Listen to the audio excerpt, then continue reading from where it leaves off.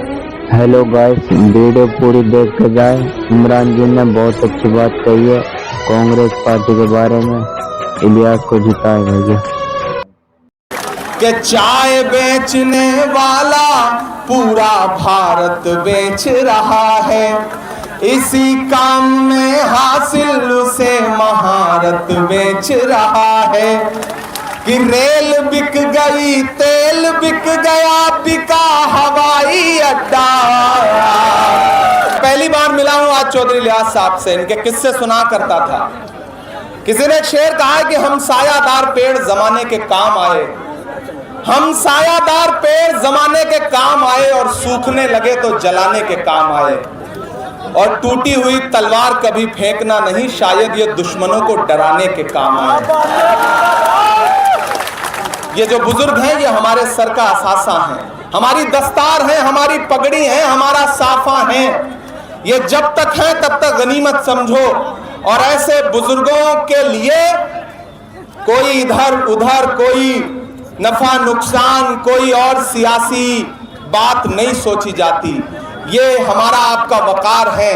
Congress party का एक एक नेता इनकी इज्जत करता है। मुझे पार्टी ने कहा कि इमरान साहब जाइए और पुन्हाना में चौधरी इलियास साहब के लिए दिल से अपील करके आइए। बाबा ही कह दे, बाबा ही कह दे। पंजा हर दिन कमल पर शिकंजा कसता जा रहा है, कमल मुरझा रहा है, पंजा आ रहा है। अगर आपने हरियाणा जिता करके कांग्रेस पार्टी की झोली में डाल दिया तो दिल्ली की सरकार ज्यादा दिन नहीं चलेगी, क्योंकि ये हरियाणा है जहां एक बार लठ गाड़ देता है, गाड़ देता है। जितना भाजपा की रैलियों में भीड़ होती है उतना तो यहाँ स्टेज पर बैठे हुए हैं। मुझे पता है वोट मांगने की आपके बीच में जरूरत नहीं है, बस मैं तो आपको सैल्यूट करने, आपको सलाम करने आपकी मिट्टी में आया। आपसे 2-3 जिम्मेदारी भरी बातें करना चाहता हूं। आने वाली 5 तारीख को आपको अपने घरों से बाहर निकलना है और न सिर्फ पुन्हाना के मुस्तकबिल का फैसला करना है बल्कि हरियाणा के मुस्तकबिल का भी फैसला करना है। ये जो 4 सूबों के इलेक्शन हैं, इन इलेक्शन पर दिल्ली की गद्दी टिकी हुई है। मीडिया के किसी भी इंसान से पूछ लीजिए, वो आपको बता देगा कि जिस पार्टी का हरियाणा होता है उसी की दिल्ली होती है। इसलिए मैं आपसे गुजारिश करने आया हूं कि इस इलेक्शन का मकसद बहुत बड़ा है। मैंने कहा ना, इस इलेक्शन का मकसद बहुत बड़ा है। दिल्ली में बैठे हुए नरेंद्र मोदी जी जब 400 पार का नारा लोकसभा में लगा रहे थे तो उन्होंने ख्वाबों ख्यालों में भी नहीं सोचा था कि वो 240 पे आके टिक जाएंगे। और अब 5 तारीख को आप घरों से निकलेंगे और जब 8 तारीख को रिजल्ट आएगा तो अगर आपने, खास तौर से पुन्हाना वालों, मेवात वालों, आपने कांग्रेस पार्टी के कैंडिडेट को जिता करके, चौधरी इलियास साहब को जिता करके असेंबली पहुंचा दिया तो आप जिता करके तो एमएलए बना के पहुंचाओगे। कांग्रेस पार्टी वहां से इंशाल्लाह वापस मिनिस्टर बना करके भेजेगी। इस लड़ाई में आपको एक बात जहन में रखनी है कि ये जो आपके बीच में वोट बांटने की साजिशें करने वाले घूम रहे हैं, इनसे होशियार रहना है। जो आज खुद को आजाद कह रहे हैं, दरअसल उनकी डोर नरेंद्र मोदी और अमित शाह के हाथ में है। ये सिर्फ नाम के आजाद हैं। ये जैसे ही इनको कुछ हासिल होगा ये पलट के फिर उसी गोद में बैठ जाएंगे जहां से निकल के आए हैं। इसलिए मेरी गुजारिश है कि रत्ती भर भी बहकना नहीं है। वादा किया गया था उजालों का क्या हुआ, जन्नत के उन हसीन हवालों का क्या हुआ। शाहों की सैर के लिए रास्ते तो बन गए लेकिन हमारे पैर के छालों का क्या हुआ।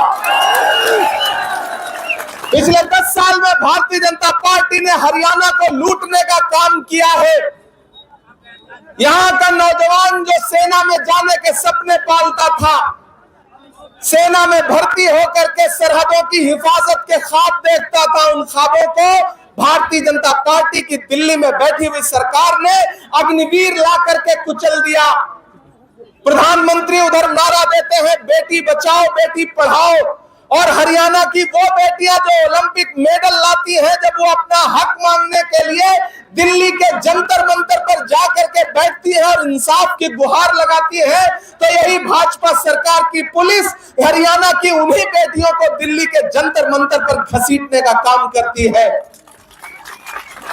ये भाजपा है, ऐसी सरकार को उखाड़ फेंकने का दिन आ गया है। ये इलेक्शन सिर्फ एमएलए चुनने का इलेक्शन होता तो शायद मैं आपके सामने दामन फैलाने नहीं आता। मैं पिछले एक हफ्ते से जम्मू कश्मीर के चुनाव में था, उसके बाद लौट के आया तो फिर पूरे हरियाणा में टहल रहा हूं, घूम रहा हूं, जा रहा हूं लोगों के बीच में। एक तरफा कांग्रेस का माहौल है, पूरा सिस्टम जाम पड़ा है, जिधर भी निकल जाइए पंजा ही पंजा दिखाई पड़ रहा है। इसलिए मेरे भाई चूकना नहीं है, बिल्कुल चूकना नहीं है। इस बार तो चौधरी साहब के लिए बच्चा बच्चा बोल रहा है कि बाबा बाबा बाबा। हम आतिशे सोजा में भी हक बात कहेंगे, कुंदन की तरह दहर में ताबिंदा रहेंगे। तारीख बताती है कि हर दौरे सितम में हम जिंदा थे, हम जिंदा हैं, हम जिंदा रहेंगे। इमरान प्रतापगढ़ी, इमरान प्रतापगढ़ी, कोई ताकत अब हरियाणा में कांग्रेस पार्टी की सरकार बनने से रोक नहीं सकती है। मैं तो 4 मिसरे पढ़ता हूं कि दायरे में सिमट के आएगा। सही कह रहा हूं ना? थके तो नहीं है आप? मुझे पता है पिछले 5 घंटे से इंतजार कर रहे हैं, लेकिन ये पुनाना के लोग हैं, नई बिछौर के लोग हैं, इतनी जल्दी थकने वाले लोग नहीं है। कि दायरे में सिमट के आएगा, हर रवायत से हट के आएगा। आंधियों को जरा खबर कर दो, आंधियों को जरा खबर कर दो, शेर वापस पलट आएगा। भाजपा की रैलियों में भीड़ नहीं है, किराए के लोग लाए जा रहे हैं, और वो जो किराए के लोग हैं ना, उनमें जोश है ना हौसला है। ये जो भाजपा के लोग हमसे सवाल पूछते थे कि बताओ कांग्रेस वालों 70 साल में क्या दिया, हम तो उनसे कहना चाहते हैं कि अरे भाजपाइयों, जो भाजपा सरकार अपना चलाया हुआ 2000 का नोट 7 साल नहीं चला सकी, वो हमसे 70 साल का हिसाब मांगती है। नरेंद्र मोदी जी झूठ बोलते हैं, इस देश के प्रधानमंत्री हर सुबह शाम झूठ बोलते हैं। मैंने उनसे बड़ा अदाकार नहीं देखा है। अमिताभ बच्चन, दिलीप साहब तो छोटे एक्टर हैं, नरेंद्र मोदी जी बहुत बड़े एक्टर हैं। लेकिन इस बार राहुल गांधी जी ने ऐसा पंजा भिड़ाया है कि नरेंद्र मोदी जी पार्लियामेंट में राहुल गांधी जी के सामने ऐसे बैठते हैं जैसे नेता राहुल गांधी हो और प्रधानमंत्री जी चुप बैठे हो। ये आपकी दुआओं की वजह से हुआ है। एक दिन पार्लियामेंट में भाषण दे रहे थे, बोले बताओ कांग्रेसियों 70 साल में क्या बनाया। इधर मैं बैठा था, मैं खड़ा हुआ, मैंने सोचा कि एक एक नाम गिनाना शुरू करूं, तब तक दीपेंद्र हुड्डा बैठे थे। उन्होंने कहा इमरान भाई मत बताओ, जो बताओगे ये उसको भी बेच देंगे, इनका काम सिर्फ बेचने का है, इनको कुछ मत बताओ। ये पिछले 10 साल में सिर्फ बेच रहे हैं। यही काम हरियाणा में मनोहर लाल खट्टर से करवाया गया। एक पर्ची वाला मुख्यमंत्री लाके थोप दिया गया, जैसे राजस्थान में एक पर्ची वाला मुख्यमंत्री थोपा गया है, उसी तरह से हरियाणा में थोपा गया। अंजाम यह हुआ कि इलेक्शन से 5 महीने पहले पर्ची वाले मुख्यमंत्री को दिल्ली भेजना पड़ा और यहाँ पे एक नायब सिंह सैनी लाए गए। अपने आप में वो भी नायब ही हैं। अब उनका नाम ही नायब है तो वो मुख्य कैसे बन सकते हैं, आप अंदाजा लगा रहे हो। हालत यह है कि भाजपा की जनता समझ ही नहीं पा रही है कि खट्टर या नायब, नायब या खट्टर, अमित शाह या नरेंद्र मोदी या अमित शाह, कुछ समझ नहीं आ रहा है। सब गड्ढमड्ढ हो गया है। भाजपा जा रही है, कांग्रेस आ रही है। कोई ताकत यहां पर कांग्रेस की सरकार बनने से रोक नहीं पाएगी। आने वाली 5 तारीख को घरों से बाहर निकलिए और एक बात जहां है जैसे है, बहुत खामोशी के साथ मुझे सुनिएगा जो बात कहने जा रहा हूं। मेवात वालों, यह इलाका मेरे लिए नया नहीं है। आप इस बात के गवाह हैं कि मैं आपकी खुशियों में शामिल होता रहा हूं या ना होता रहा हूं, लेकिन मैं आपके गम में जरूर शामिल होता रहा हूं। जब इस इलाके के कहीं भी किसी इंसान के आंसू बहे हैं तो इमरान प्रतापगढ़ी बिना किसी सियासी नफा नुकसान के आपके दरमियान में आया है। और जब राहुल गांधी जी ने मेरा हाथ पकड़ के मुझे देश की पार्लियामेंट में बिठाया तो मैंने वहां खड़े होकर के पहलू खान से लेकर रकबर से लेकर के हाफिज जुनैद से लेकर के हर इंसान का नाम पार्लियामेंट में लिया है, उनके खिलाफ जुल्म और सितम को गिनाया है। जो चीजें अब इतिहास में दर्ज हो चुकी हैं, पार्लियामेंट की कार्रवाई में वो नाम दर्ज हैं, उन्हें मिटाया नहीं जा सकता। आपके इस बेटे ने आपके लिए ये किया है, इसलिए आप पर मेरा हक है। मैं आपसे एक बात बहुत जरूरी कहने आया हूं। आप बहुत जज्बाती लोग हैं, बड़े भोले लोग हैं, सच्चे लोग हैं, जल्दी से किसी की बातों में आ जाते हैं। लेकिन एक बात मुझे बताओ मेवात वालों, पुन्हाना वालों, याद करो आज से 2 साल पहले का वो मंजर जब पूरे मुल्क में नफरत का माहौल बनाया गया था। कोई उस नफरत के खिलाफ बोलना पसंद नहीं कर रहा था। लोग आपकी परछाइयों से दामन बचा रहे थे। ऐसे में दिल्ली में एक इंसान उठ खड़ा हुआ और उसने कहा कि मैं कन्याकुमारी से कश्मीर तक पैदल जाऊंगा, अपने पैर के छालों की परवाह नहीं करूंगा, एक नारा लगाऊंगा कि नफरत छोड़ो भारत जोड़ो, एक नारा लगाऊंगा कि मुझे नफरत के बाजार में मोहब्बत की दुकान खोलनी है। उस इंसान का नाम राहुल गांधी है। मैं चला हूं राहुल गांधी के साथ 4000 किलोमीटर। जब मैं चलता था तो मुझसे मीडिया के साथी कहते थे कि इमरान साहब आप राहुल गांधी के साथ चल रहे हैं, आप क्या कहेंगे? तब मैं कहता था कि जो हर जालिम से टकराएगी वो आंधी बनाऊंगा, जो हर जालिम से टकराएगी वो आंधी बनाऊंगा। नए अंग्रेज आए हैं, नया गांधी बनाऊंगा। इस मुल्क को एक नए गांधी की जरूरत थी और वो नया गांधी राहुल गांधी आपके बीच में है। और उसका अंजाम यह हुआ कि पूरी तिकड़म लगाने के बाद भी भारतीय जनता पार्टी बहुमत के पास नहीं पहुंच पाई दिल्ली में। अब हालत यह है कि 2 बैसाखियां हैं, एक नीतीश बाबू, दूसरी चंद्र बाबू। कब एक बैसाखी सरकी, सरकार टपकी। बहुत दूर नहीं है वो दिन, लेकिन वो कब होगा?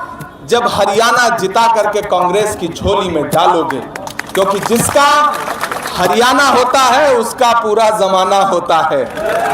तो आपको यह करना पड़ेगा। राहुल गांधी को मजबूत करना चाहते हो और अगर चाहते हो कि दिल्ली की गद्दी पर राहुल गांधी प्रधानमंत्री बन के बैठे तो उसकी शुरुआत 5 तारीख से करो।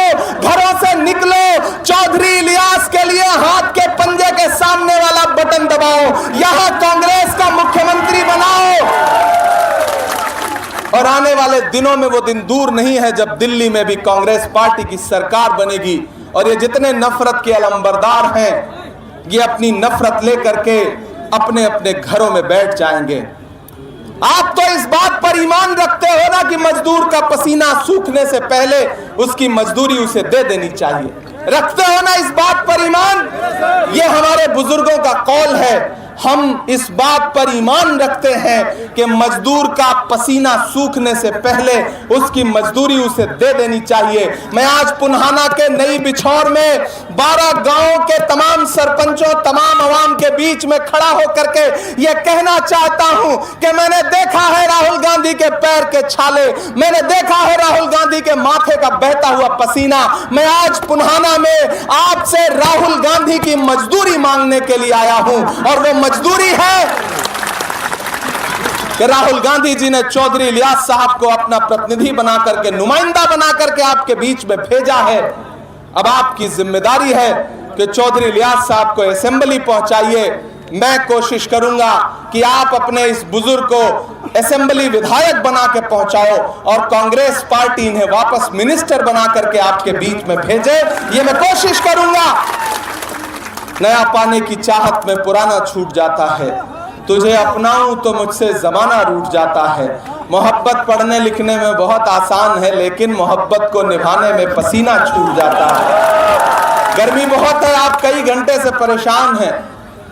भीड़ इतनी ज्यादा है कि कई लोग तो ये बल्लियों पर टंगे हुए हैं। लेकिन ये भी हरियाणा का एक रंग है।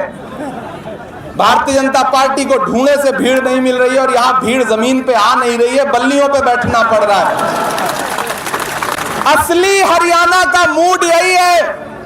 आप दिल्ली में किसी भी चैनल वाले से पूछ लो तो वो पहले आंख बंद करेगा, फिर बोलेगा भैया हरियाणा में तो कांग्रेस आ रही है। ये बात कहते हुए गोदी मीडिया के हलक में फंस जाती है, लेकिन बोलना पड़ रहा है बेचारों को। दिल से निकल नहीं रही है बात, दिल से ये बात पच नहीं रही है, लेकिन बोलना पड़ रहा है क्योंकि अवाम ने फैसला कर लिया है कि भूपेंद्र सिंह हुड्डा जी के नेतृत्व में जो हरियाणा था वही हरियाणा फिर से वापस लाना है। ये पुन्हाना ने फैसला कर लिया है, ये हरियाणा ने फैसला कर लिया है। याद है नरेंद्र मोदी जी का वो नारा, भाइयों बहनों, बहुत समझदार लोग हैं आप, भाइयों बहनों बोल दो आप समझ जाते हैं किसकी बात हो रही है। बहुत समझदार, बहुत होशियार लोग। भाइयों बहनों, मुझे देश के खजाने की चाबी सौंप दो, मैं देश नहीं लुटने दूंगा, चौकीदारी करूंगा। अब तो मैं पार्लियामेंट में उनके सामने बैठता हूं तो वो बेचारे नजर थोड़ी सी झुकाते हैं और मैं वहां खड़ा होकर के उनसे पूछता हूं कि कहां सोया है चौकीदार। ताऊ लगना चाहिए कि हरियाणा में खड़ा हूं, ऐसे काम नहीं चलेगा। आपकी तालियों का शोर एक एक लाइन पे दिल्ली तक जाना चाहिए। तैयार रहिएगा, मैं नज़्म सुनाता हूं आपको कि कहां सोया है चौकीदार, कहां सोया है चौकीदार। हम तो आपकी खट्टर ने कर डाला हरियाणा का बंटा धार। कहां सोया है चौकीदार, कहां सोया है चौकीदार। विजय माल्या नाक के नीचे से हो गया फरार। कहां सोया है चौकीदार, कहां सोया है चौकीदार। गैस सिलेंडर की कीमत भी 1000 के पार। कहां सोया है चौकीदार। कि रेल बिक गई, तेल बिक गया, बिका हवाई अड्डा। सब कुछ बिकता देख के खुश हैं अपने जेपी नड्डा। कि जनता महंगाई की मारी, जनता महंगाई की मारी करती हाहाकार। कहां सोया है चौकीदार, कहां सोया है चौकीदार। मेरे भाई पुनाना वालों, एक ऐसा दौर है जब बोलने पे पाबंदी है, जब सोचने पे पाबंदी है, जब कुछ अच्छा सोचने पर पाबंदी है। ऐसे दौर में भी मैं झुका नहीं, मैं डरा नहीं, कहीं छुप छुपा के खड़ा नहीं। जो डटे हुए हैं महास पर मुझे उन सफों में तलाश कर। मैं लड़ रहा हूं आपके लिए। मुझे कांग्रेस पार्टी ने कहा कि इमरान जाइए, चौधरी लियाज साहब के लिए आवाम से अपील करिए। पुनाना वालों, मेरी एक बात को बहुत दिल पे लगा के बैठा के जहन में बिठा के जाना, और मुझे पूरा यकीन है कि 5 तारीख को आप अपने घरों से बाहर निकलेंगे तो मुझे मायूस नहीं करेंगे। मैं आपसे वादा कर रहा हूं, ये हमारे बुजुर्ग हैं, हमारे दादा की उम्र के हैं, और मैं इमरान प्रतापगढ़ी पूरी मजबूती से चौधरी लियाज साहब का हाथ पकड़ के वादा कर रहा हूं कि आप इन्हें जिता करके असेंबली पहुंचाइए। इंशाअल्लाह इन इलाकों में जो काम अब तक नहीं हुआ है वो काम आने वाले 5 साल में होगा, क्योंकि हरियाणा में कांग्रेस पार्टी की सरकार बनने जा रही है। और सरकार हो तो फिर अलग ही रंग होता है, अलग ही बात होती है। अगर सरकार ना हो तो, अगर मजबूत एमएलए ना हो तो थाने से मोटरसाइकिल छुड़वाना भी मुश्किल हो जाता है।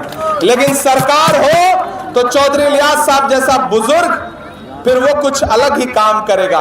तो मैं आपसे गुजारिश करता हूं कि उठाइए अपना एक एक हाथ और मुझे यकीन दिलाइए कि 5 तारीख को घरों से बाहर निकलेंगे तो आपका एक एक और हाथ के पंजे के सामने वाले बटन पे दबेगा